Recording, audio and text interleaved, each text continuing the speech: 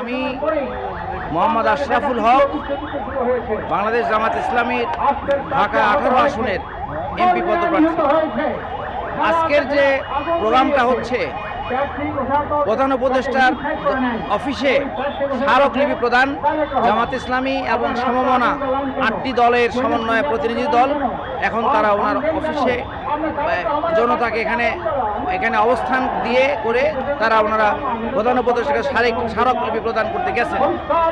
এই আমাদের দাবি, প্রথম এবং মৌলিক দাবি হলো জুলাই সনদ বাস্তবায়নের জন্য গণভোট হতে হবে এবং সেই গণভোট জাতীয় নির্বাচনের আগেই হতে হবে। তাহলেই জনতা যখন জুলাই সনদ বৈধতা পায় তখন একটা সুষ্ঠু নির্বাচন করা সম্ভব।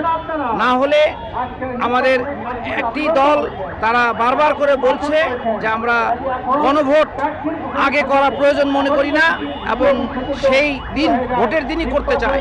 এটা একটা অবাস্তব, অবান্তর কথা। এটা আসলে তারা মুখ দিয়ে মানা করতে পারছে না, কিন্তু একটা অবাস্তব কথা বলে সেটা করতে চাচ্ছে। আমরা বারবার জানিয়েছি যে ওনারা কিন্তু স্বাক্ষর করেছেন জুলাই সনদের ইয়েতে, কিন্তু তারা একটা অবাস্তব, অবান্তর শর্ত জুড়ে দিয়েছে যে জাতীয় যে সংসদ নির্বাচনের দিনই এটা ওই গণভোট হতে হবে। ওটা একটা অবাস্তব কথা, অবান্তর কথা। তো আমরা চাচ্ছি নভেম্বরের মধ্যেই এবং সর্বোচ্চ ডিসেম্বরের প্রথম সপ্তাহের মধ্যে যাতে করে এই গণভোট হয়, তার মাধ্যমে সংস্কারের মৌলিক কাজগুলো হয়ে যাবে। তখন জাতি সামনের দিকে আগাতে পারবে।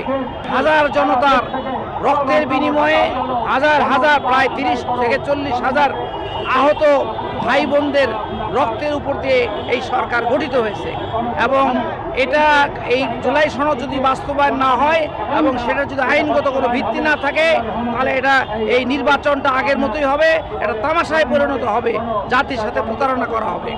এখন আমাদের একটাই দাবি যে গণভোট মানে এই মূল নির্বাচনের আগে হবে। যদি আজকে তারা ওখানে কথা বলতে গেছেন, যদি না হয় তাহলে পরবর্তীতে আরও কঠোর কর্মসূচি দেওয়া হবে এই 8 দলের পক্ষ থেকে এবং সামনে 11 তারিখে ঢাকায় সমস্ত দেশের থেকে সকল দলের এই 8টি দলের জনতাকে সাথে করে নিয়ে তারা ঢাকা মুখে এই চলো চলো ঢাকা চলো প্রোগ্রাম বাস্তবায়ন করবেন ইনশাআল্লাহ।